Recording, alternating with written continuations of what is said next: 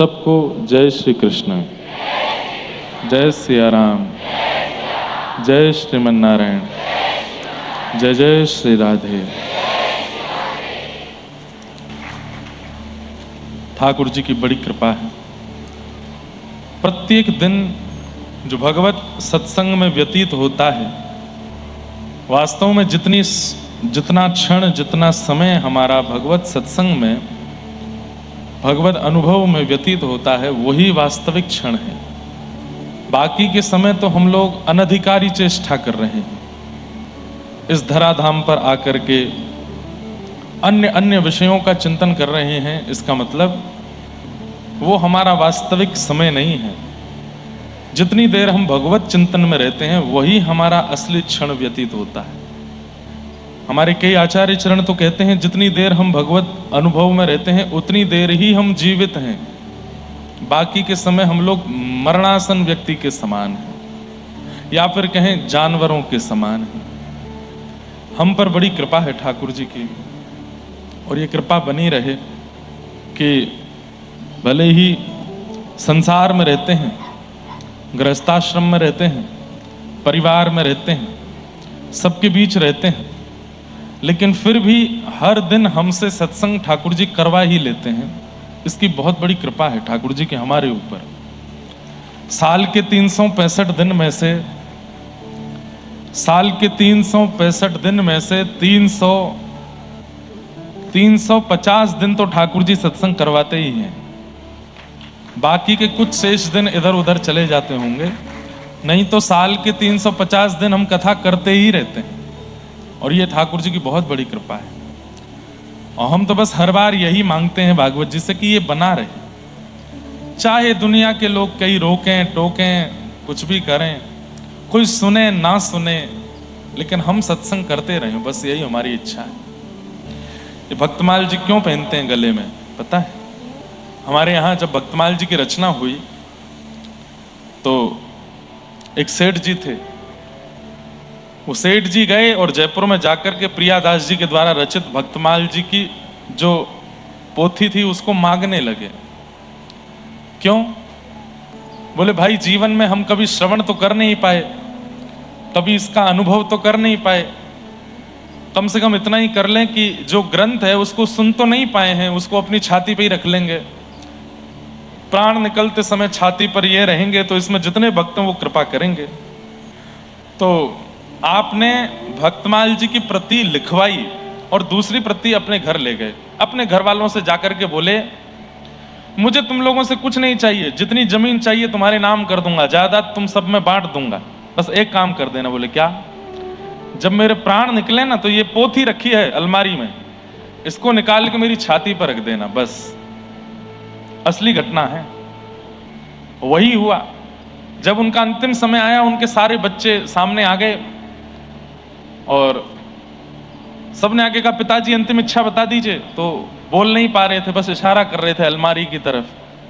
तब एक बालक को याद, अरे इन्होंने कहा था कि वो पोथी मेरी छाती पर रख देना। तुरंत वो पोथी जैसे ही छाती पर रखी, बंधुओं, पुत्र पुत्री पत्नी बहुएं नाती पोते सब अंतर ध्यान हो गए।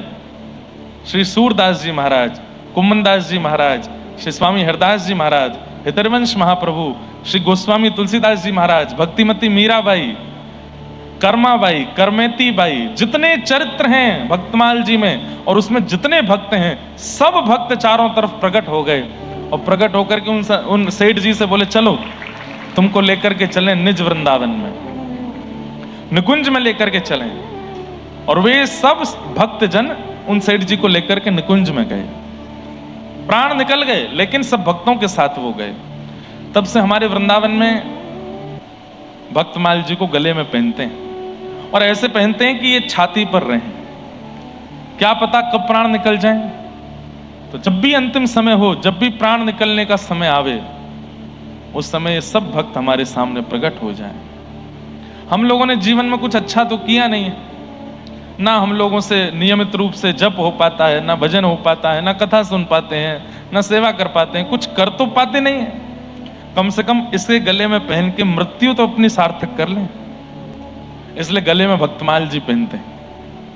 पर इतनी बड़ी विडंबना है बंधुओं, कितना सरल है मुक्ति प्राप्त करना। बस इसको पहन के रखो, कुछ मत करो, कभी भी प्राण जाए, चाहे अटैक से जाएं, भगवान ना करे, चाहे बीमारी से जाएं, हारी से जाएं, एक्सीडेंट से जाएं, गिर के जाएं, पड़ के जाएं, जैसे भी प्राण निकले, ये अगर चित्त पर है तो भक्त आएंगे, वही लेके जाएंगे। पहले कॉन्सेप्ट दूसरा था, ठाकुर जी आएंगे वो लेके जाएंगे, पर नाभाजी ने भक्तमाल जी लिख करके कॉन्सेप्ट बदल दिया।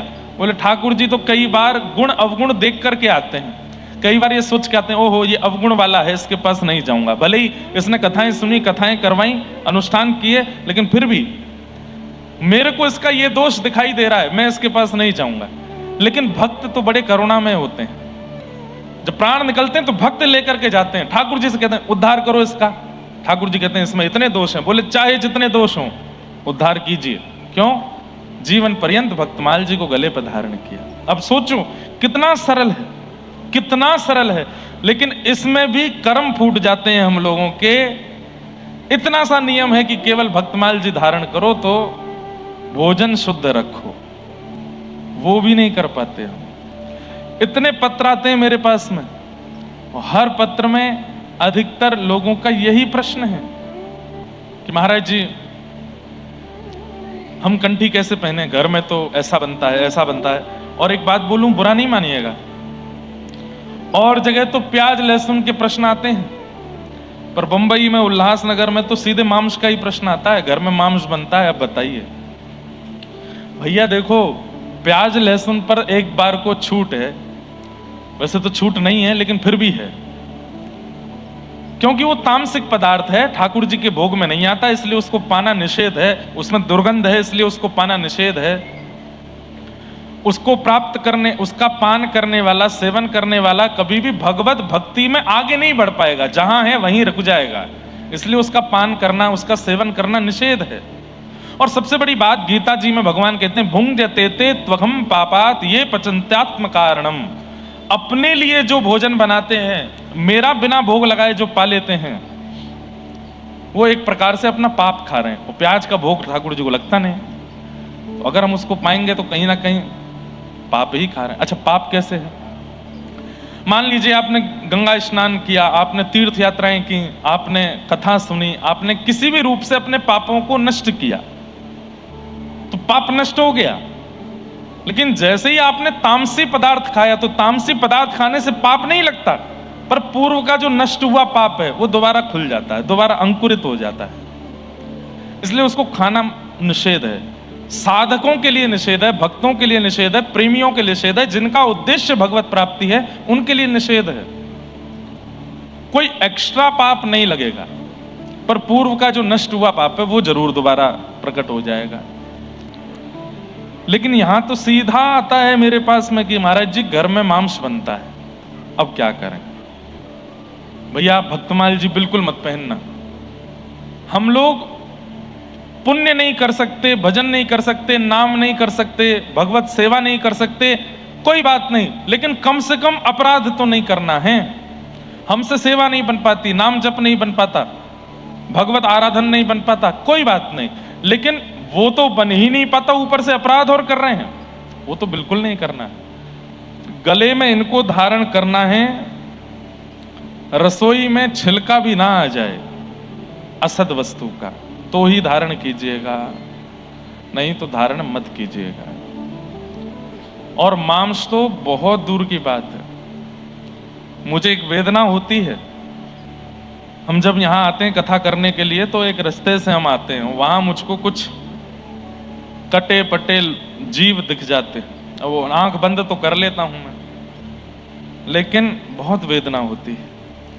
कथा एक बार सुन ली है, एक बार वृंदावन हुआ हो, राधा नाम मुख से बोल दिया है, रज को माथे से लगा लिया है, तो इतना तो कम से कम परहेज कर लीजिए कि किसी जीव को मत खाइए, किसी जीव की हिंसा मत करो।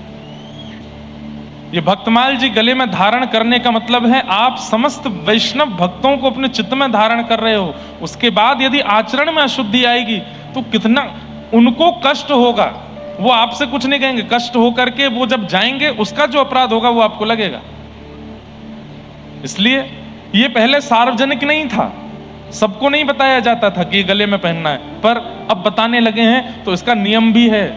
कि शुद्धि रखनी पड़ेगी, कम से कम ये मांस और मदिरा की शुद्धि तो रखनी ही पड़ेगी, इतना तो ध्यान आपको रखना ही पड़ेगा। तो हमारी ये प्रार्थना धीरे धीरे, हम कभी कभी संसार का व्यवहार विचार देखते हैं तो बदल जाती है कि नाथ हमको जीते जी नहीं मिल सको तो कम से कम मरने से एक क्षण पहले आप दिख जाइएगा।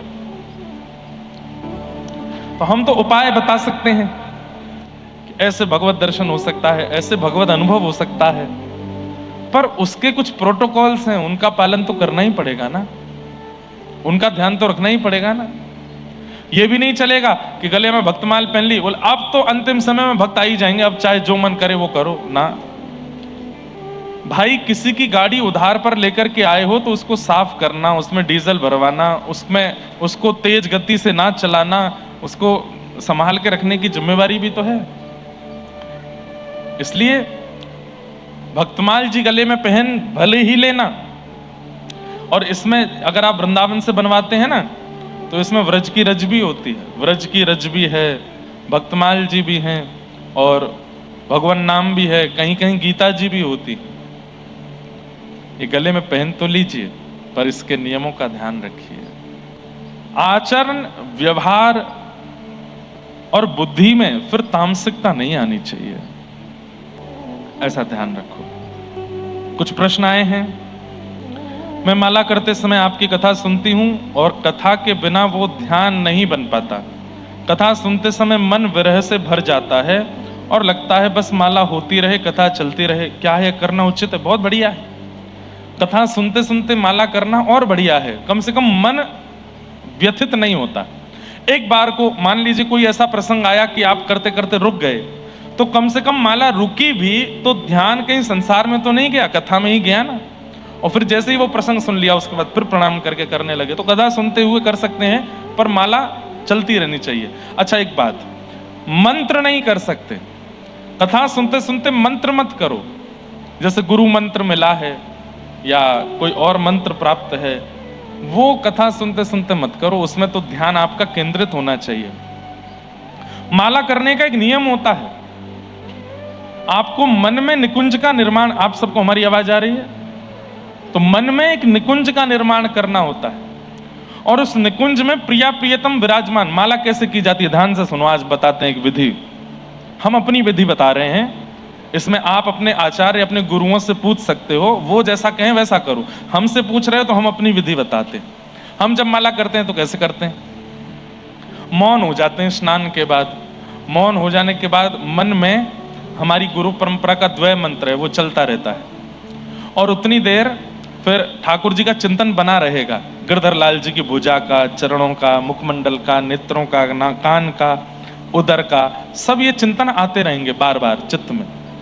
व्रज की रज का, यमुना जी का, गिरिराज जी का, वृक्षों का, बिहारी जी का, राधा वल्लभ जी का, राधा रमण जी का, रंगनाथ भगवान का और अपने गुरुदेव का, ये चिंतन बनता रहेगा, आता रहेगा बार बार। और कैसे करना? चलते फिरते रहो, कपड़े पहनते रहो, बाल काटते रहो और बीच बीच में उनका स्मरण करते रहो। गुरुदेव को प्रणाम, अपने आचार्य को प्रणाम, अपने ठाकुर को प्रणाम, राधा रमण जी को प्रणाम। एक एक क्षण में सारी ग्राफिक्स आपके आंखों के आगे आते रहेंगे। उसके बाद फिर तिलक स्वरूप धारण करो।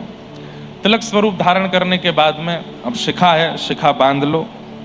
उसके बाद में आसन पर बैठ जाओ।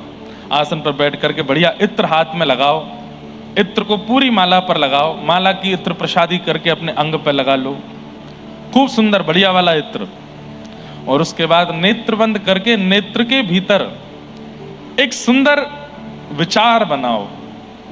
यमुना जी बहती हुई आ रही हैं, सुंदर यमुना जी का तट है, वहां एक दिव्य सेज विराजमान है और उस सेज पर मैंने प्रार्थना की है तो यहां से किशोरी जी आकर के विराज गए हैं, यहां से श्याम सुंदर आके विराज गए और उन दोनों के चरणों को अपनी गोद में लेके मेरे सदगुरु बैठे हैं, मेरे गुरुदेव।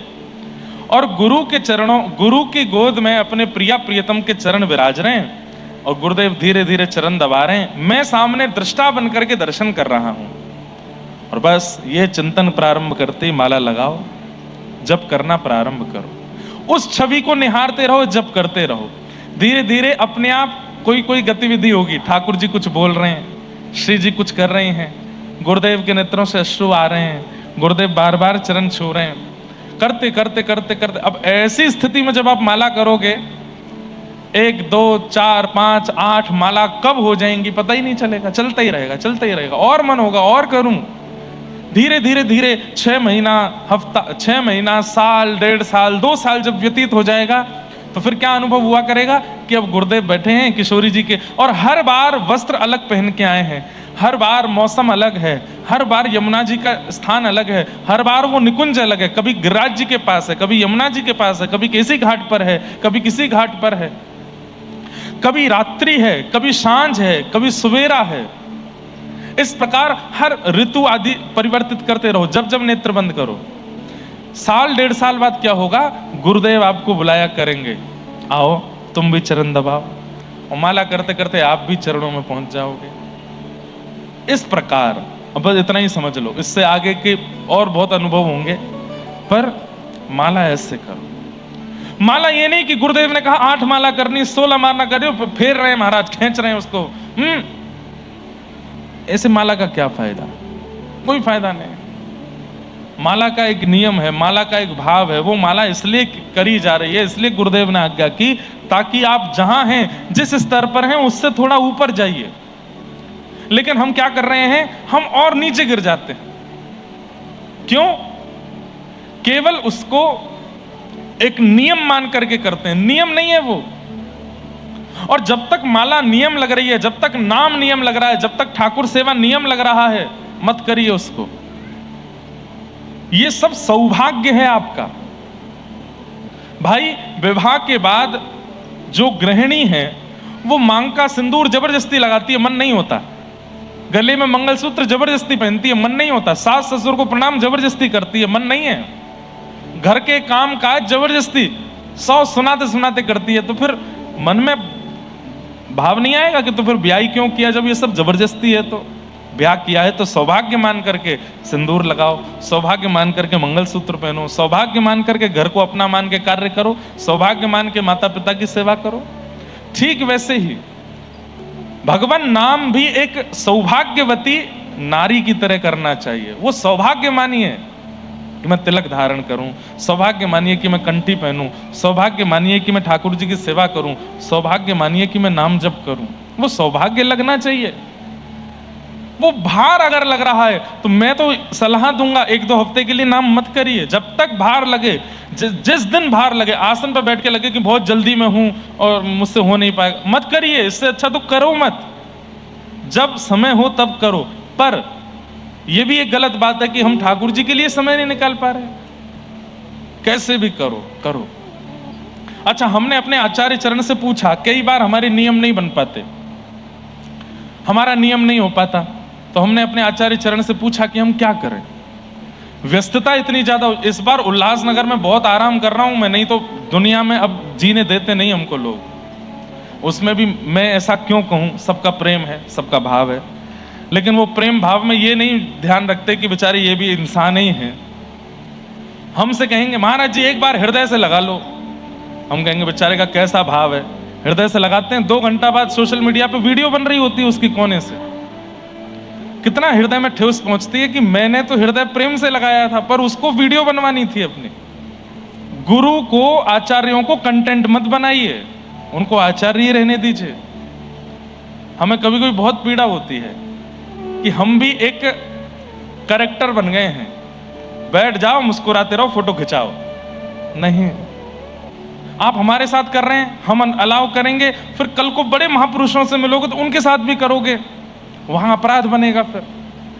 इसलिए हम सबको बोलते हैं कि भाई महाराज जी को, गुरु जी को कंटेंट मत बनाओ। हम तो बहुत बड़े वाले कंटेंट बन गए आजकल।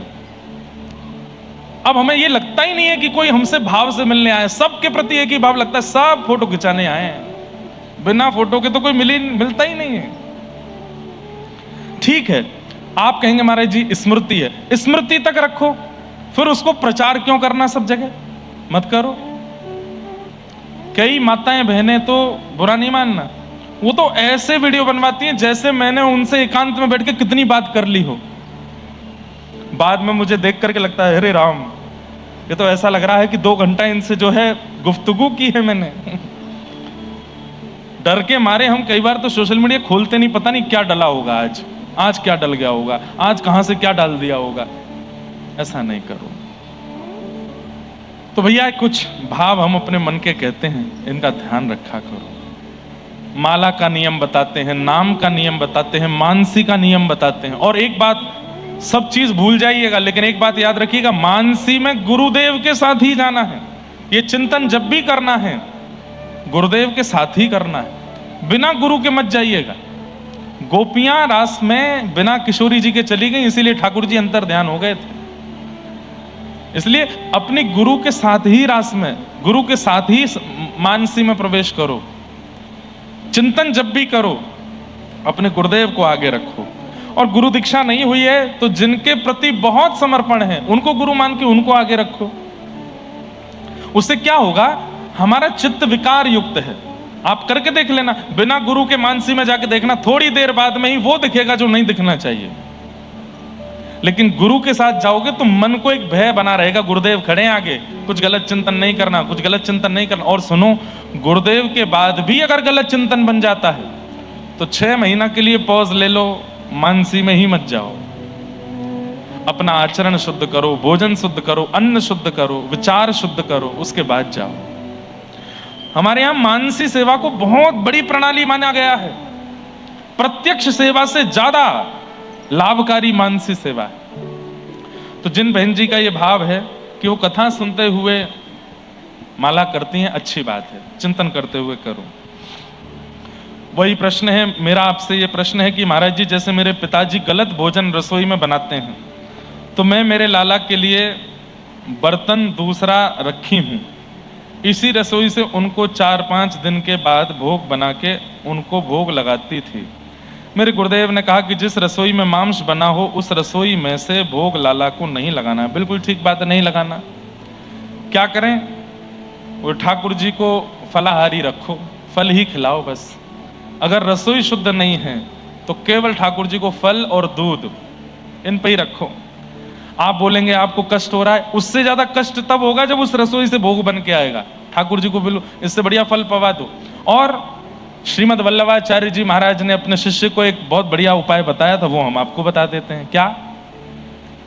रसोई शुद्ध नहीं है, और कई बार अब माता पिता से क्या लड़ोगे।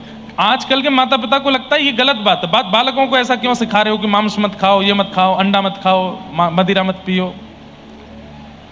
आप उनको करने दो, मान जाएं तो अच्छा, नहीं माने तो फिर वल्लभाचार्य महाप्रभु ने अपने एक शिष्य को बताया था। उस शिष्य ने कहा कि मेरे पास धन नहीं है, मेरे पास संपत्ति नहीं है, मेरे पास इतना नहीं है कि मैं ठाकुर जी के बढ़िया पुष्पहार बना सकूं, भोग में कुछ अच्छी सामग्री पधरा सकूं, तो मैं क्या करूं। तो महाप्रभु जी ने कहा नेत्रबंद किया करो, और नेत्रबंद करके चिंतन किया करो। मेरे सामने ठाकुर जी बैठे हैं, बढ़िया उबले हुए गर्म पानी से मैं ठाकुर जी का अभिषेक कर रहा हूं, उसके बाद दूध चढ़ा रहा हूं, दही चढ़ा रहा हूं। चढ़ाना कुछ नहीं है, बस सोचना है, पर सोचना इतने ध्यान से कि अगर गर्म जल चढ़ाया तो तुमको अनुभव होना चाहिए कि हाँ गर्म जल है। यदि ये सोचा है कि ठाकुर जी पर दही चढ़ाया तो दही गाढ़ी है, ऐसा तुम्हारे मन में आना चाहिए। ठाकुर जी पर शहद चढ़ाया तो चिपचिपा शहद गिर रहा है, ठाकुर जी के अंग पर लिपट रहा है, ये तुमको अनुभव होना चाहिए। चढ़ाना कुछ नहीं है, बस सोचना है।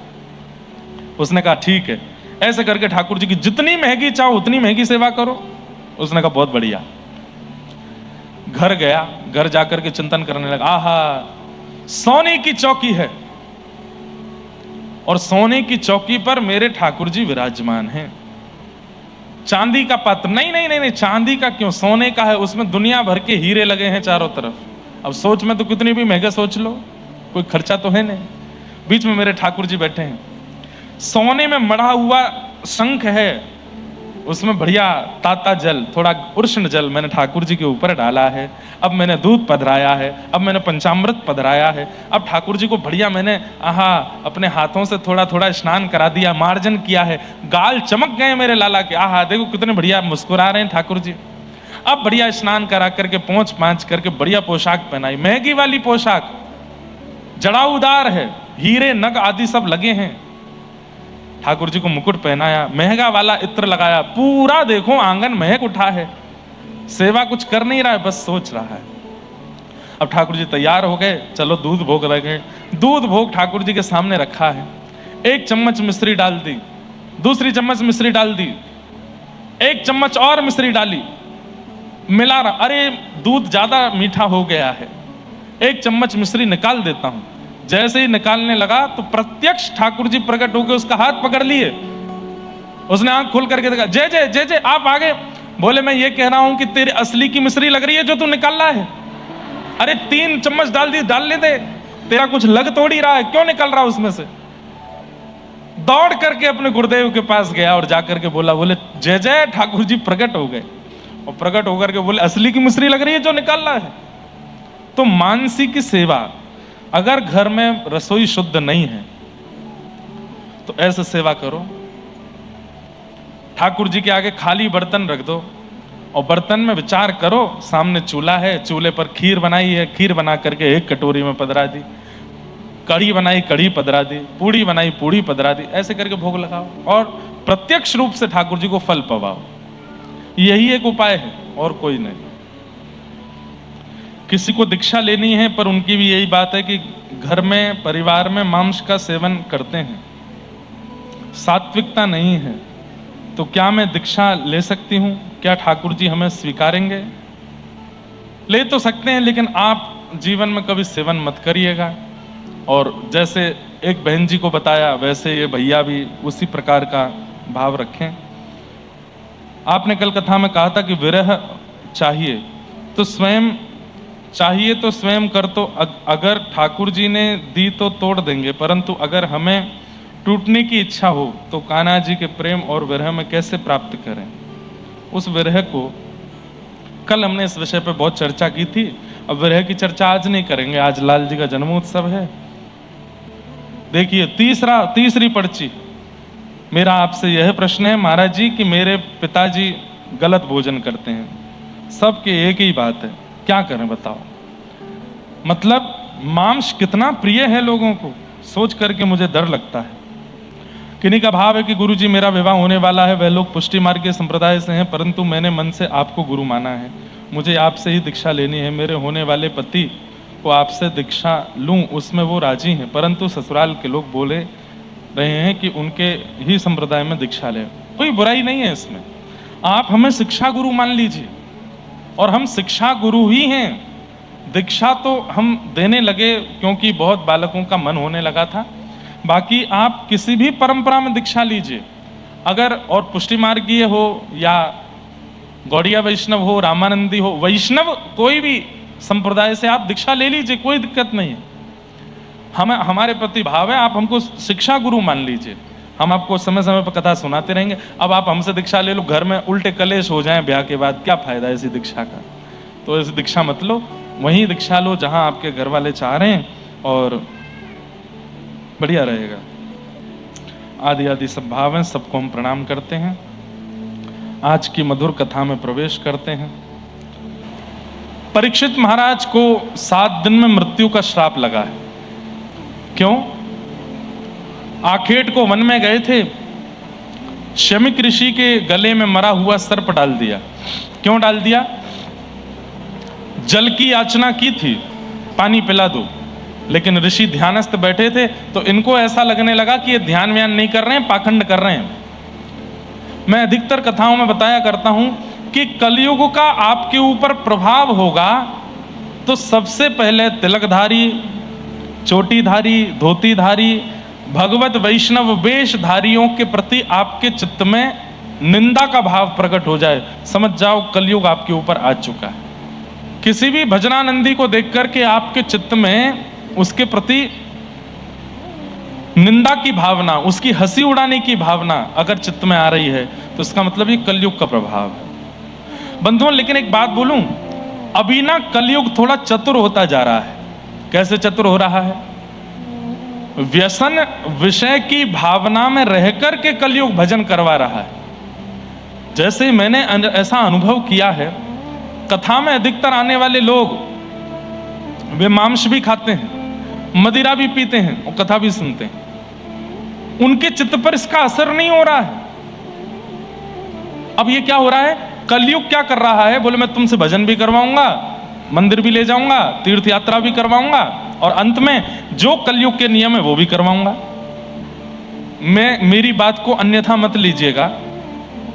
अभी भजन संकीर्तन करने के नए नए ढंग शुरू हो गए हैं दुनिया में, उसके विरोध में नहीं हूं मैं, पर नाम अपना असर तो करेगा।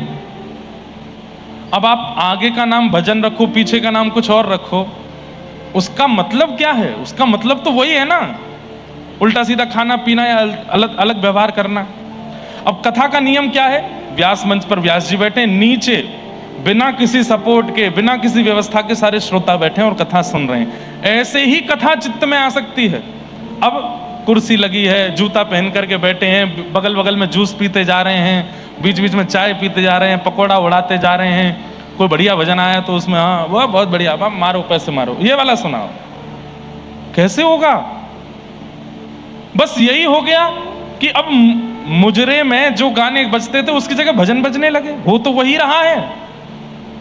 भजन का मतलब सुनने वाले के चित्त को परिवर्तित करना होता है, ना कि केवल उसको सुनकर के आनंद करना, उसको सुनकर के नाचना गाना या उल्टे सीधे काम करना। और आजकल ये होने लगा है। अब बच्चों के पास में पहले तो बहाने होते थे, रात्रि में जाना है, माता पिता रात्रि में जाओगे, मित्रों के साथ जाओगे, कितनी गलत बात है, कितनी गलत बात है, नहीं जाना चाहिए। अम्मा जाने दो, थोड़े ब्रॉड माइंड बनो, थोड़ा खुले विचार वाले बनो, सब बच्चे जाते हैं, हमें भी जाने दो। अब बच्चों के पास में दूसरा है तरीका, क्या? भजन में ही तो जा रहे हैं, भजन भी नहीं सुने। आप कथा सुनने जाते हो, हम भजन सुनने जा रहे हैं। अब तो और बढ़िया बहाना मिल गया, कहां जा रहे हैं? भजन सुनने जा रहे हैं रात को। अब वहां जाकर के वो भजन के नाम पर क्या कर रहे हैं क्या पता है। मेरा फिर कहूंगा, मेरा कोई विरोध नहीं है, अच्छी बात है, युवाओं को प्रोत्साहित होना चाहिए, प्रोत्साहन करना चाहिए। पर कुछ चीजें मेरे जब कान में पड़ी तो मुझे बहुत पीड़ा हुई। युवाओं का बहुत बड़ा समुदाय हमें सुनता है, यदि हम ही नहीं बोलेंगे तो फिर बहुत गलत हो जाएगा ना। महाराज जी नहीं बोले इसका मतलब प्रोत्साहन कर रहे हैं? नहीं। भजन का मतलब भजन है, कीर्तन का मतलब कीर्तन, कीर्तन मतलब जहां व्यक्ति अपने तन की स्थिति भूल जाता हो, नृत्य करते करते उन्माद हो जाता हो। वाग गदगदा द्रवते यस्य चित्तम रुदत्य भिक्षणम हसति क्वचिच्च विलज्ज उद्गायत नृत्यते च मद्भक्ति युक्तो भुवनम पुनातु। ये हो रहा है? नहीं हो रहा। इसलिए हमारी प्रार्थना है, जहां कहीं भी ये सब हो रहे हैं थोड़ा जांच करें और थोड़ी से नियम तो बना देना कि भाई जूते पहन के अंदर आना अलाउ नहीं है। और थोड़ा ये नाम जो पीछे वाला है उसमें क्लब वगैरह का नाम ना दें तो ज्यादा अच्छा रहेगा। जैमिंग अच्छा है पर क्लब अच्छा नहीं है, क्लबिंग अच्छा नहीं है। जैमिंग का मतलब क्या कि सब बैठ करके आनंद कर रहे हैं, ठीक है वो चलता है, क्लब अच्छा नहीं है। अब उसमें कई लोगों का ऐसा भाव आता है कि महाराज जी वैसे युवा आएंगे ही नहीं। अरे तो नहीं चाहिए, बिल्कुल नहीं चाहिए। ये क्लब का प्रलोभन देके हमको कथा, कल को ये भी हो जाएगा, बोले क्या हो रहा है, वो कथा क्लबिंग हो रही है। क्यों? पूरी लाइट डिम है पंडाल की, बच्चे बैठे हैं, बगल में जूस के स्टॉल्स भी लगे हैं। महाराज जी मंच पर आएंगे, मंच पर आकर के थोड़ी बहुत बातें बताएंगे, फिर बीच बीच में गाया करेंगे, कल को वो भी शुरू हो जाएगा। भजन के कुछ नियम हैं, वो नियम बना दिए जाएं, जूते चप्पल पहन करके भीतर नहीं आएंगे। आपको खाना पीना है तो पीछे एक अलग सेक्शन बना दीजिए, वहां खाइए पिए। जितने एरिया में भजन का क्रम चल रहा है उसमें कोई झूठे मुंह नहीं बैठेगा। ये नियम बनाने पड़ेंगे। वो कोई शादी ब्याह थोड़ी है स्टॉल पे लिए खाते जा रहे हैं, गोविंद बोलो, हरि गोपाल बोलो, हरे कृष्णा हरे राम, ऐसे थोड़ी होता है। ये तो वही बात हो गई ना कि कुछ भला करने गए थे, अपराध करके आ गए। हनुमान जी महाराज कहते हैं यत्र यत्र रघुनाथ कीर्तनम, जहां जहां रघुनाथ का कीर्तन होता है तत्र तत्र कृतमस्तकांजलिम, वहां वहां मैं प्रणाम करने जाता हूं। सोचिए हनुमान जी प्रणाम करने आते हैं उस स्थान को जहां कीर्तन होता है, और जब हनुमान जी आकर के देखेंगे अरे मेरी गदा कहां, दारिकियों को बताऊं अभी मैं क्या कर रहे हैं ये। इसीलिए परिवर्तन आ रहा है पर्यावरण में, इसीलिए ठाकुर नाराज लग रहे हैं। ठाकुर जी कह रहे हैं तुम पाप करो ना, पाप के स्थान है ये, भजन की जगह पर, कथाओं की जगह पर वो पाप लेकर के क्यों आ रहे हो? उनको यहां मत लाओ। ये कलयुग की चाल है बंधुओं, कलयुग करवा रहा है। लो तुम लोग बहुत भजन कीर्तन करने लग रहे हो, ट्रेंडिंग में आ रहा है भजन, मैं यहां पर भी ऐसे योजना बना दूंगा, सब कर पाएंगे। और एक और बड़ी आनंद की बात, जहां कहीं भी भजन ये सब होते हैं, वहां का अंतिम भजन जो होता है वो बरसाने की छोरी ही होता है। सब जगह करके इशारों बुलाए गई रे बरसाने की छोरी। अब उसमें जो छोरियां हैं वो कर रही हैं, वो इशारा दे रहे हैं। कैसे हो? कभी कभी हमें लगता है कहीं हमसे तो अपराध नहीं बन गया, ये सब गा करके हमने गलत तो नहीं कर दिया, हमने तो किसी और भाव से गाया था, किसी और भाव से कुछ कहा था। भजन को भजन रहने दीजिए, कीर्तन को कीर्तन रहने दीजिए। और केवल हनुमान जी नहीं आते हैं, ध्रुव जी, प्रहलाद जी, भक्तिमती मीराबाई, जितने भक्तों के नाम के, नारद जी महाराज, जब कोई उन्माद कीर्तन करता है नारद जी प्रकट हो जाते हैं वहां पर। अब कीर्तन तो हो ही रहा है, ठाकुर जी का तो नाम ही है, लेकिन वहां जब व्यवहार में वो चीज शुद्ध नहीं होती है तो दिक्कत हो जाती है। इसलिए मेरा बिल्कुल विरोध नहीं है, खूब करो प्रेम से, लेकिन थोड़ी मर्यादा बना दो। भोजन का क्रम अलग हो, जूते चप्पल बाहर उतारे जाएं, और यह भी अगर कर सकें तो कर दें। क्या? भाई लोग एक तरफ बैठो, बहनें एक तरफ बैठो, और उसके बाद प्रेम से कीर्तन करो। ऐसा करके कर लो। वो गाने वाले भी मंच पे जूते पहन के घूम रहे हैं, नहीं। कीर्तन का थोड़ा मान। महामंत्र आप गा रहे हो, हरे कृष्ण कृष्ण कृष्ण हरे हरे, हरे राम राम राम, जो कि एक महामंत्र उच्चारण करते ही चैतन्य महाप्रभु भाव विह्वल हो जाते थे। उस महामंत्र की इतनी महिमा तो रखो कि पैरों में जूते ना हो। अब नियम तो बहुत सारे हैं, वो तो नहीं बताऊंगा मैं करने के लिए कि भाई तुम चमड़े की बेल्ट पहन के मत गाओ या फटी जीन्स में मत गाओ, ठीक है, इतनी छूट है, कुछ भी पहनो, पर कम से कम जूते चप्पल मत पहनो, झूठे मुंह मत बैठो, वहां पर किसी भी प्रकार का खान पान मत चलने दो, जूते पहन के उनको बैठने मत दो।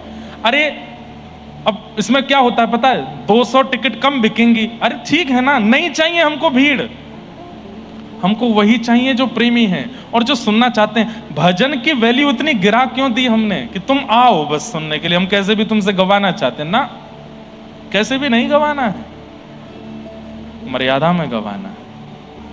तो कलयुग का ये प्रभाव है बंधुओं। कलयुग क्या कर रहा है? अब कलयुग थोड़ा सा 2025 के बाद में मैंने ऐसा अनुभव किया, थोड़ी करवट लेने लगा है।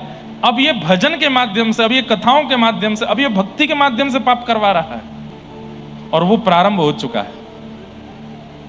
परीक्षित के दिमाग में कलयुग बैठा है, इसीलिए एक संत का अपमान किया और बोले, अरे पाखंडी, यहां भजन का बहाना बना करके मैं जल मांग रहा हूं, मुझे जल नहीं दे रहे हैं, गले में मरा हुआ सर्प डाल दिया। यही दृश्य शमीक ऋषि के पुत्र श्रृंगी ने देख लिया और देख करके श्राप दे दिया। बोले, मैं राजा परीक्षित को श्राप देता हूं, आज के ठीक 7वें दिन तक्षक सर्प डस देगा और राजा परीक्षित की मृत्यु हो जाएगी। राजा परीक्षित लौट करके आए, अपनी आसन पर आकर के बैठे, जैसे ही मुकुट उतारा, कलयुग का प्रभाव थोड़ा कम हुआ तो ग्लानि हुई। अरे मैंने क्या किया? संत ने मुझे जल नहीं दिया तो मैंने उनके गले में मरा हुआ सर्प डाल दिया, मैंने इतना बुरा तो नहीं था मैं, ये मैंने क्यों किया? मानव का सबसे बड़ा गुण क्या है बंधुओं? अपनी गलती को स्वीकार करना। यह मानव का सबसे बड़ा गुण है। और सबसे बड़ा अवगुण क्या है? गलती करके भी उसको स्वीकार ना करना, बल्कि छुपाते रहना। ये सबसे बड़ा अवगुण है। स्वीकार कर लीजिए, हां मैंने ऐसा किया है। परीक्षित ने स्वीकार किया कि ये तो अपराध हो गया मेरे से। तभी शमीक ऋषि के शिष्य, श्रृंगी के शिष्य गुरुमुख ने आकर के बताया, महाराज आपके जीवन के केवल 7 दिन बचे हैं, अपनी मुक्ति का उपाय खोज लीजिए। आपने गले में मरा हुआ सर्प डाला शमीक ऋषि के, उनके पुत्र ने आपको श्राप दे दिया है। राजा परीक्षित घबराए नहीं। बंधुओं एक बात और सुनो, अगर आप भक्त हो, अगर आप भजनानंदी हो, अगर आप भक्ति पथिक हो, तो स्थिति चाहे जैसी आ जाए घबराया मत कीजिए, परेशान मत हुआ कीजिए। ठाकुर जी है ना साथ में, सब मंगल में करेंगे। विश्वास चित्त में रखो। बड़ी प्रसिद्ध बात है ना, ठाकुर जी को जाके मत कहो कि पीड़ाएं क्या हैं जीवन में, पीड़ाओं से कह दो, बोले तू आ जा, पर याद रखना ठाकुर जी मेरे साथ खड़े हैं।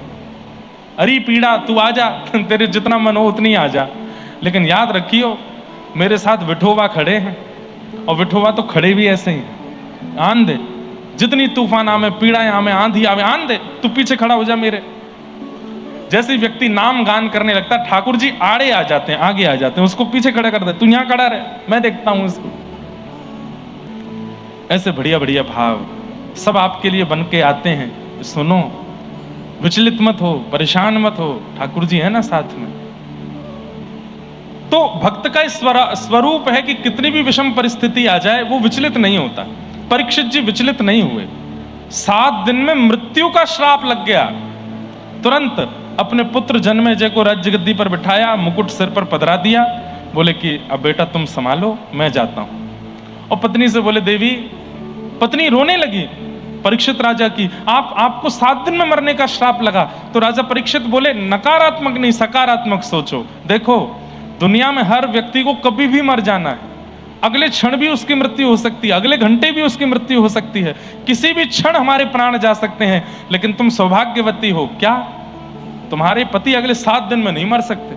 दुनिया की कोई नारी नहीं कह सकती कि मेरे पति कल जीवित रहेंगे, पर तुम कह सकती हो कि 7 दिन तक मेरे पति को कुछ नहीं होगा। हो सकता है मेरे प्राण कल जाने वाले हों, आज शाम को जाने वाले हों, लेकिन एक ब्राह्मण ने मुझको 7 दिन की मोहलत दे दी है, और ब्रह्मा भी चाहेंगे तो 7 दिन में मेरी मृत्यु नहीं हो सकती। इसलिए देवी प्रसन्न रहो, मैं सौभाग्यवती व्यक्ति हूं इस संसार का। क्यों? क्योंकि जिसको अपनी मृत्यु का समय पता चल गया है, अब मैं अपने 7 दिन में वो सब कर लूंगा जिनसे भगवत प्राप्ति हो सके, चिंता मत हो।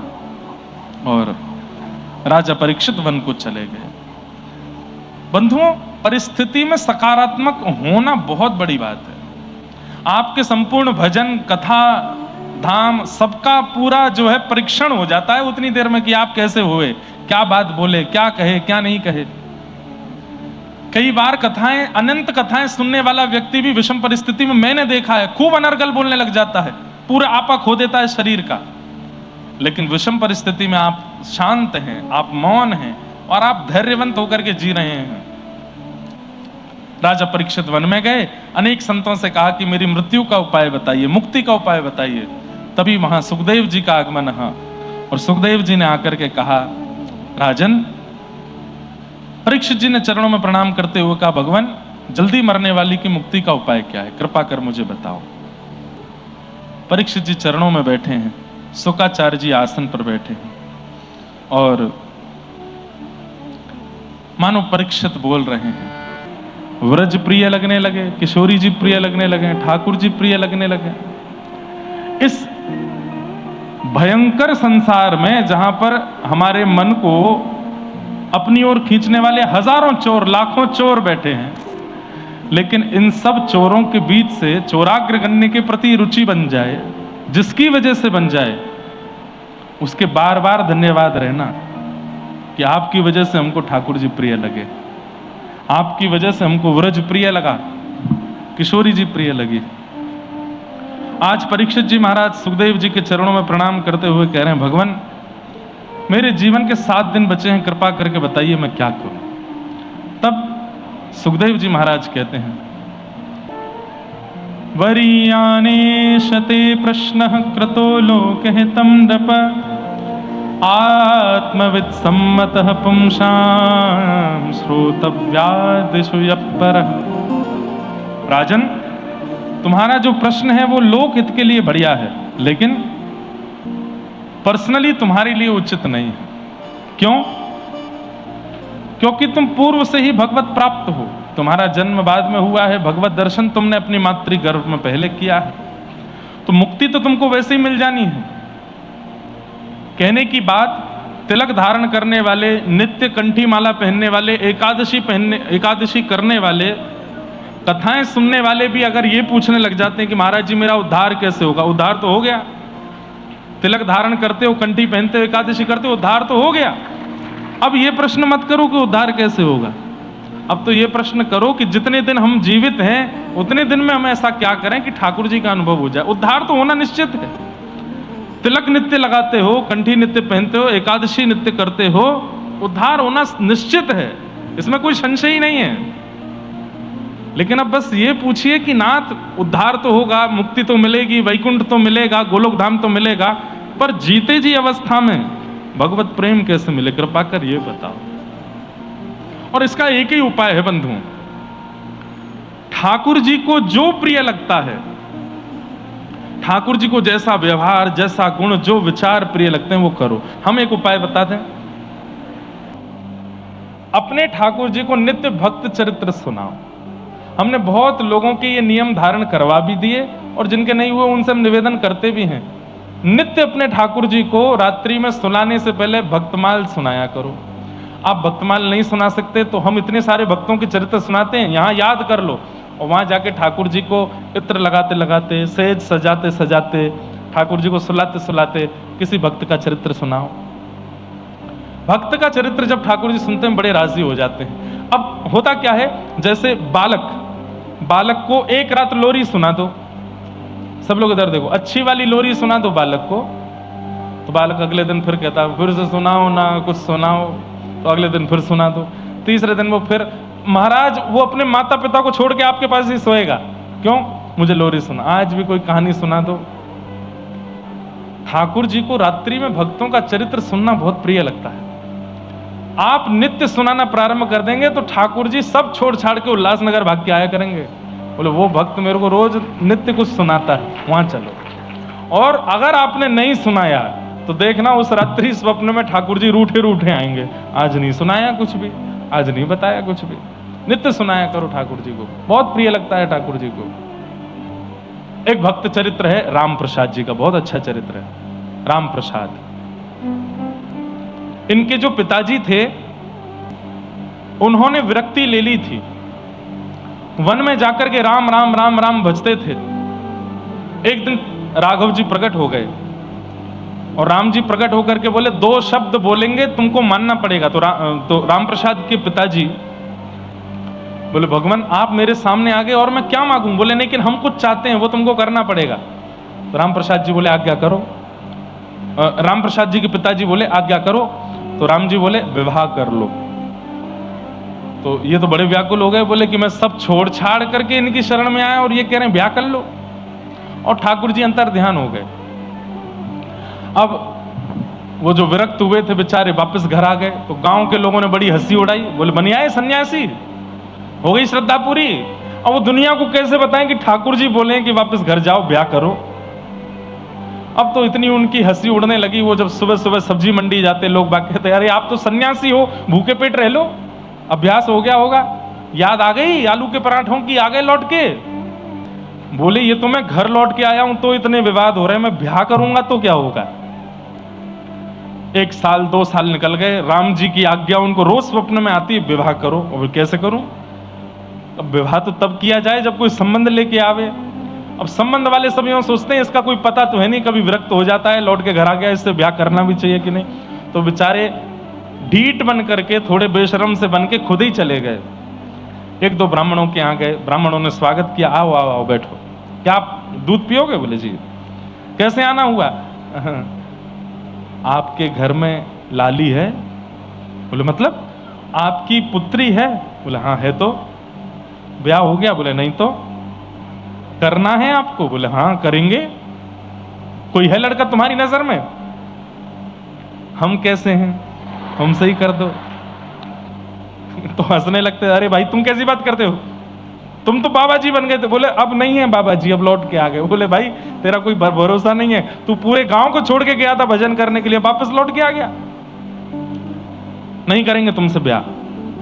1 घर 2 घर 2-4 बार मना ही हो गए। तो राम जी से कहते, राम जी कहां पचड़े में डाल दिया, मुझे खुद जाना पड़ता है मांगने के लिए कि भाई मेरे से ब्याह करा दो बेटी का। एक बार, अब बताने वाली बात बता देते हैं।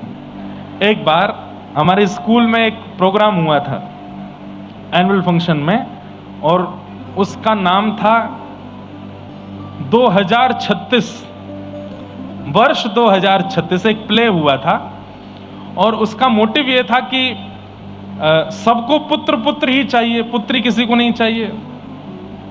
तो एक समय आने पर 2036 में यह हाल हो जाएगा, इतने लड़के हो जाएंगे पूरे दुनिया में कि ब्याह करने वो लड़कियां नहीं होंगी। तो फिर जैसे मदारी बंदर को लेकर के घूमता है डमरू बजाता हुआ, उसको नचाते हुए, ऐसे ही माता पिता अपना लड़का लेके घूमा करेंगे। और गली मोहल्ले में जैसे आलू ले लो, करेला ले लो, टमाटर ले लो, ऐसे वो सब्जी वाले भैया चलते हैं। तो उसका ऐसा प्ले बनाया था कि 2036 में माता पिता अपने बेटाओं को लेके घूमा करेंगे और कहीं कहीं तो लड़ाई हो जाया करेगी, इसका अच्छा नहीं, मेरा वाला बहुत अच्छा है, ये इससे ब्याह करा दो, क्योंकि लड़कियों की संख्या इतनी कम हो जाएगी। तो उसमें माता पिता का लड़का मैं बना था, तो मेरा ऐसा रोल था, मुझे लेके मंच पर घूमते थे, लड़का ले लो, लड़का सुंदर सुशील गुणवान लड़का ले लो। तो याद आया आज। फिर उसके बाद लड़की वाले आते थे, फिर उनकी लड़की आती थी निकल के, बोले क्या आता है तुम्हारे लड़के को? सब आता है इसको, आप जो कहोगे सब आता है, करके दिखा।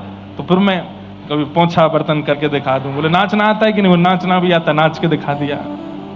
उसके बाद में रिजेक्ट कर देते थे। फिर दूसरे लड़के वाले आ गए, तो दूसरे लड़के वालों से हम लड़ते थे, अरे हमारा वाला ज्यादा बढ़िया। जैसे सब्जी वाले कभी कभी हमारे टमाटर ज्यादा बढ़िया हैं, ये देसी हैं, ये इतने स्वाद हैं, ये ऐसे हैं, इसके सड़े हैं। तो ऐसा एक प्ले हुआ था। तो आज इनका चरित्र में भी वही लग रहा है। बेचारे इनके, चलो मेरे साथ तो जो प्ले हुआ था उसमें माता पिता थे, इनके तो कोई भी नहीं थे, ये खुद ही जा रहे थे और रोज रात में आके रोते, हे राम जी कहां मुझे डाल दिया, मुझसे कहते हो विवाह कर लो, मैं खुद जाना पड़ता है मुझे अपने संबंधों के लिए। तो राम जी एक दिन स्वप्न में आए, बोले कल तुम जहां जाओगे वहां तुम्हारा विवाह हो जाएगा। और अगले दिन एक घर में गए और वही जाके बोले आपकी बेटी है? बोले हाँ, हमसे ब्याह कर दो। तो पहले तो वहां पर भी थोड़ी बात उटपटांग हुई, लेकिन बाद में फिर उनका ब्याह हो गया। ब्याह होने के बाद जो इनकी संतान हुई उनका नाम इन्होंने रखा राम प्रसाद, क्योंकि राम जी की कृपा से हुई। जयपुर में रहते थे, गोविंद देव जी का मंदिर बगल में था। तो राम प्रसाद जो बालक था वो रोज गोविंद देव जी के मंदिर छोटी अवस्था में जाता और गुसाइयों के बालकों के साथ वहां जो पुजारी जी थे उनके बालकों से खेलता था। तो तब मंदिर में इतने दर्शनार्थी तो आते नहीं थे, बाहर का प्रांगण जो दर्शन का है वहीं पर राम प्रसाद और सेवायत गुसाई जी के दो बालक, राम प्रसाद की उम्र के ही थे, उनके साथ वो खेलता था।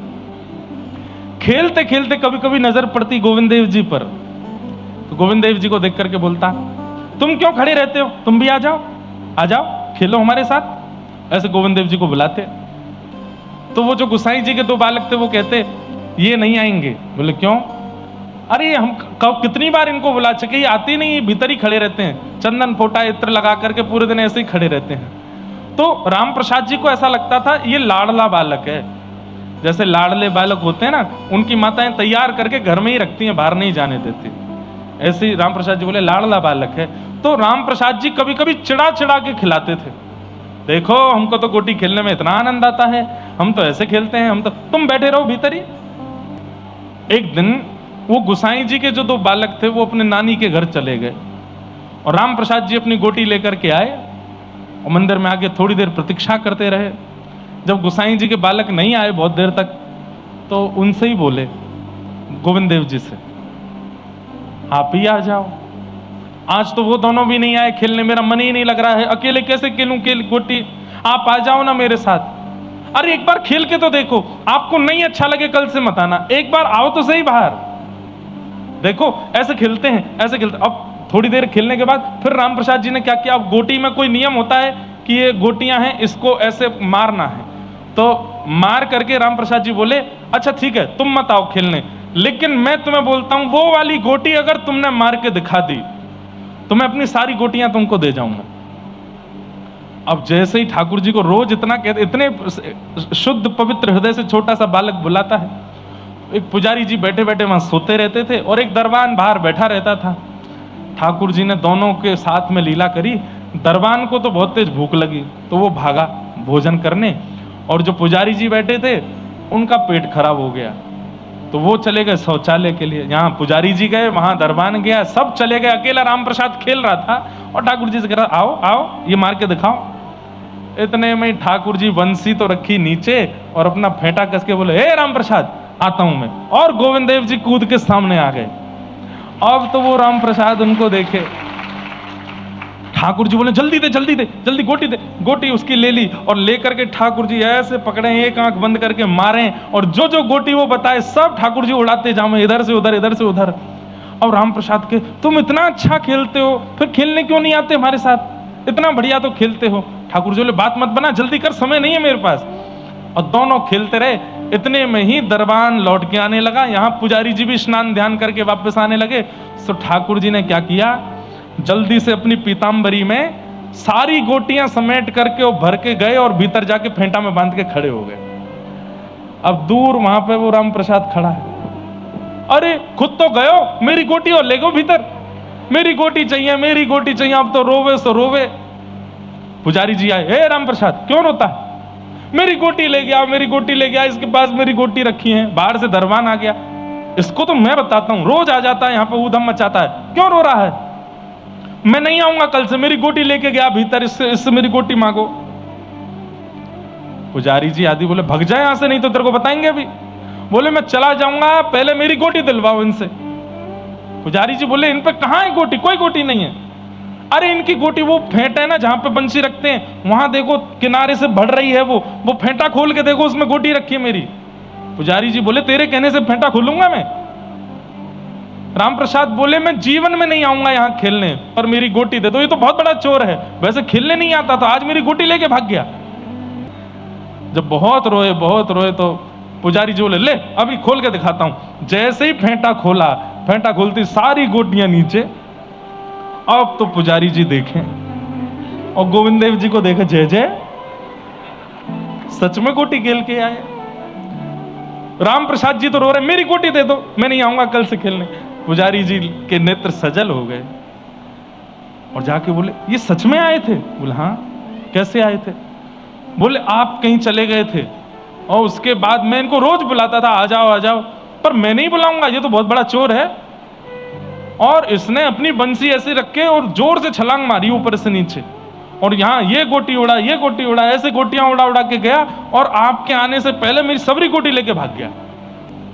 पुजारी जी ने राम प्रसाद जी को हृदय से लगाया, बोले तुम रोज आया करो, रोज आया करो, और जब तुम आओगे हम चले जाया करेंगे, तुम इनके साथ खेला करो। बोले नहीं, इनके संग नहीं खेलूंगा मैं, ये चोर हैं, गोटी लेके भागते। बोले नहीं, लेके जाएंगे, तुम आया करो। राम प्रसाद जी रोज जाते और रोज जैसे ही राम प्रसाद आते जानबूझ करके पुजारी जी चले जाते और ठाकुर जी उनके साथ गोटी खेलते थे। अब ऐसा भक्त चरित्र ठाकुर जी को सुनाओगे, कैसी बढ़िया नींद आएगी ठाकुर जी को, क्या बढ़िया चकाचक सोएंगे, रात भर ठाकुर जी राम प्रसाद के भाव में रहेंगे। और फिर अगले दिन आपकी प्रतीक्षा करेंगे, भोग कैसा लगाया छोड़ो, श्रृंगार कैसा किया छोड़ो, रात की प्रतीक्षा करेंगे कि आज किसका चरित्र सुनाएगा, आज किसका भाव सुनाएगा। तो या तो भक्तमाल जी से भक्त चरित्र पढ़ के सुनाओ, और नहीं सुना सकते तो कथाओं में जो वक्ताजन सुंदर सुंदर चरित्र ठाकुर जी के सुनाते हैं उनको याद कर लिया करो, और ठाकुर जी को सुलाते सुलाते चरण दबाते दबाते सुलाया करो, सुनाया। ये उन लोगों के लिए नियम है जो नित्य तिलक लगाते हैं, नित्य कंठी पहनते हैं और नित्य एकादशी रखते हैं। जो ये 3 नियम नहीं करते वो अभी इसमें मत आना। वो पहले तिलक लगाना प्रारंभ करो, पहले एकादशी करना प्रारंभ करो, पहले कंठी पहनना प्रारंभ करो, पहले उस नियम में तो आओ जिससे देह का कल्याण हो, फिर उसके बाद भगवत रिझाने की आपको अनुमति मिलेगी। ठाकुर जी को रिझा। तो श्री परीक्षित जी महाराज ने सुखदेव जी से प्रश्न किया। सुखदेव जी ने कहा कि तुम तो पहले ही मुक्त हो, तुम तो ये पूछो कि 7 दिन में भगवत दर्शन कैसे हो। मुक्ति की याचना मत करो, भक्ति की याचना करो। तब परीक्षित जी ने कहा नाथ मुझे बताइए कि मुझे भगवत दर्शन कैसे होगा, भक्ति कैसे मिलेगी। तब श्री सुखदेव जी महाराज ने कथा सुनाना प्रारंभ किया। सबसे पहले ब्रह्मा जी को भगवान ने चतुश्लोकी भागवत प्रदान करके सृष्टि का निर्माण करने की आज्ञा दी। ब्रह्मा जी ने सृष्टि का निर्माण, अब हम जल्दी जल्दी कथा को आगे लेके चलते हैं। ठाकुर जी का मधुर जन्मोत्सव आज कथा में होना है, प्रेम और भाव से सब बैठे रहना। व्यवस्थाएं तो बहुत लग रही हैं हमको, क्या क्या होने वाला है पता नहीं, बाकी तो सब अनुभव करेंगे। अब ठाकुर जी जैसा उत्सव मनवाएंगे, आप सब लोग प्रेम और भाव से मनाइएगा। तो सृष्टि का प्रसंग सुनाते हुए कर्दम ऋषि और कर्दम ऋषि का विवाह देवहूति जी के साथ में हुआ। कर्दम ऋषि ने भगवान की तपस्या की थी। तपस्या करके क्या मांगा कि हे नाथ, भगवत परायण एक पत्नी मेरे जीवन में आ जाए, ऐसी कृपा मेरे ऊपर कर दो। गौ के समान सीधी सादी हो और जितना मैं आपसे प्रेम करता हूं मुझसे अधिक आपसे प्रेम करने वाली एक भगवत परायण पत्नी मेरे जीवन में आ जाए, ऐसी कृपा मुझ पर करो। भगवान ने कहा तुमने इसी बात के लिए तपस्या की थी? बोले हाँ। तो ठाकुर जी इतने प्रसन्न हो गए, इतने प्रसन्न हो गए, ठाकुर जी ने कहा ठीक है, स्वयंभू मनु की पुत्री देवहूति के साथ आपका विवाह होगा। एक वरदान आपने मांगा, हमने पूर्ण कर दिया, अब एक वरदान हम अपनी तरफ से दे रहे हैं। बोले क्या? आपके घर संतान बनकर के मैं ही आऊंगा, मैं ही आपके यहां पुत्र बनकर के आऊंगा। ठाकुर जी इतने प्रसन्न हो गए कर्दम ऋषि से। क्यों? अब यहां प्रश्न उठता है, ठाकुर जी ने इतनी बड़ी बात क्यों कह दी कि पुत्र बन के मैं ही आऊंगा? क्योंकि जीवन में पत्नी नहीं मांगी, जीवन साथी नहीं मांगा, भगवत भक्त परायण पत्नी मांगी, भक्त मांगा। ठाकुर जी से भक्त की याचना करो तो ठाकुर जी इतने प्रसन्न होते हैं, भक्त तो देते ही हैं, स्वयं भी आ जाते हैं। तो पुत्र की याचना मत करो, पुत्री की याचना मत करो, पत्नी पति की याचना मत करो, भक्त की याचना करो। पत्नी मिले, भले ही सुंदर ना हो, भले ही कुछ जाने ना ताने पर आपकी भजन करने वाली हो। पति मिले, भले ही बहुत धनवान ना हो लेकिन आपका भजन करने वाला हो। पुत्र मिले, पुत्री मिले, भले ही कैसे भी हो लेकिन आपके भजन करने वाले हों। ऐसी कामना से यदि किसी भी संबंध को मांगेंगे तो ठाकुर जी फिर स्वयं आएंगे। कर्दम ऋषि के प्रसंग में यह बात स्पष्ट हो गई। ठाकुर जी ने कह दिया कि आपके यहां संतान बनकर के मैं ही आऊंगा। देवहूति माता के साथ में आपका विवाह हुआ और 9 पुत्रियों ने जन्म लिया। बीच में और भी कई कथा हैं। 9 पुत्रियों ने जन्म लिया और 9 पुत्रियों के पश्चात भगवान कपिल के रूप में आपके यहां पर प्रकट हुए। बोलो कपिल भगवान की। कपिल भगवान का प्रादुर्भाव हुआ। भगवान कपिल ने देवहूति माता को ज्ञान उपदेश किया। देवहूति माता ने अनेक प्रश्न किए, उन अनेक प्रश्नों के उत्तर कपिल भगवान ने यहां पर दिए। इस प्रकार कपिल देवहूति संवाद हुआ। तत्पश्चात आकुति और प्रसूति, देवहूति की 2 बहन और हैं, उनके प्रसंग सुनाए गए। और देवहूति आकुति प्रसूति के एक भाई हैं उत्तानपाद। उत्तानपाद राजा की कथा सुनाई गई। उत्तानपाद राजा की 2 पत्नी हैं, सुनीति और सुरुचि। मैं जल्दी जल्दी क्रम कर रहा हूं। सुनीति और सुरुचि। सुनीति के एक पुत्र हुए जिनका नाम हुआ ध्रुव और सुरुचि के पुत्र हुए उत्तम। यहां पर इतना सुंदर भाव बताते हैं कि उत्तानपाद हम सब ही हैं और हम सबकी 2 पत्नी हैं, मन और बुद्धि। मन से जिस बालक का जन्म होता है, मन से जिस बालक का जन्म होता है उसका नाम है उत्तम, और बुद्धि से जिस बालक का जन्म होता है उसका नाम है ध्रुव। बहुत ध्यान से सुनिएगा। कई बार बंधुओं, मन आपको वो वस्तु प्रदान करता है जो उत्तम होती है पर ध्रुव नहीं होती। अब खाने में क्या चाहिए, किसी से अगर पूछो भोजन में क्या चाहिए, अगर वो व्यक्ति मन से बताएगा तो अनुचित वस्तु ही बताएगा। बहुत समझने योग्य बात है। मैं प्रसंग सूक्ष्म करूंगा पर उनमें जो समझने योग्य, एक साधक के लिए जो बात जरूरी है वो कहूंगा। तो बुद्धि से जिस बालक का जन्म होता है, जिस विचार का जन्म होता है उसका नाम है ध्रुव, और मन से जिस विचार का जन्म होता है उसका नाम है उत्तम। अगर आप व्यक्ति से पूछेंगे क्या खाना है, तो वो व्यक्ति अगर मन से बताएगा तो मन से ऐसी वस्तु ही बताएगा जो उत्तम होगी, ध्रुव नहीं होगी। ध्रुव मतलब जो आपके लिए उपयोगी है। अकाट्य सत्य को ध्रुव कहते हैं। लेकिन हम लोग मन से जब बताते हैं तब उत्तम वस्तु का ही प्रयोग बताते हैं। सब लोग इधर देखो, ध्यान से सुनो। क्या खाना है? चाउमीन बनाओ, वड़ा पाव बनाओ, मिसल पाव बनाओ, और क्या बनाओ है? क्या खाना है बताओ? क्या खाना है? सैंडविच बनाओ, क्रीम रोल बनाओ, हैं? क्या? पोहा? पोहा कोई मन की वस्तु है?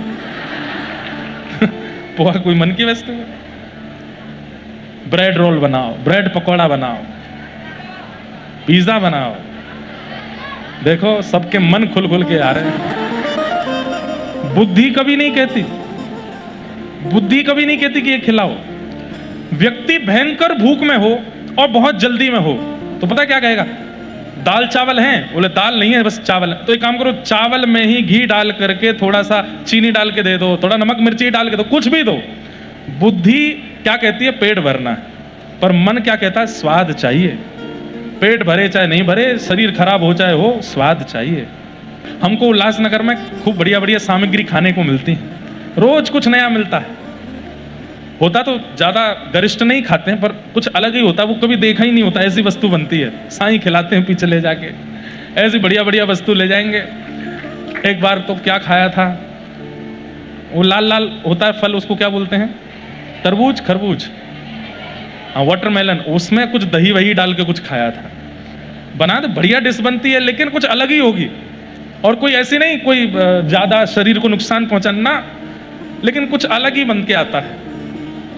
हम भी रोज सोचते हैं आज पता नहीं क्या बनेगा। इतनी बनाने वाली की भी तारीफ है, वो कैसे बना लेते हैं। हमको 2-3 सब्जी बनानी आती है, हमसे दुनिया की कोई भी चीज बनाओ मैं वैसे ही बनाऊंगा।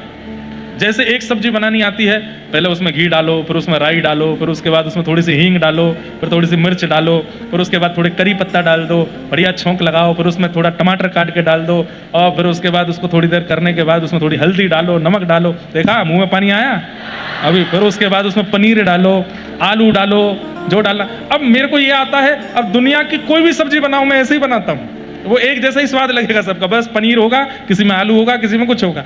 तो बनाने वाले की भी तारीफ है कि वो कैसे बदल देता है, उसका स्वाद कैसे बदल जाता है। मैं तो कुछ भी बनाता हूं, सब में स्वाद एक ही आता है, क्योंकि बनाने का तरीका एक ही है।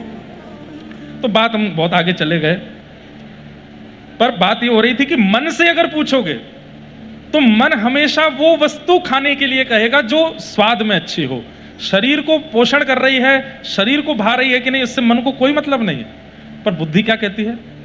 पेट भरना है, स्वस्थ रहने के लिए करेला खाओ, घिया खाओ, तोरई खाओ, ये सब खाओ।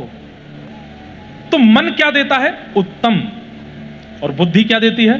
ध्रुव।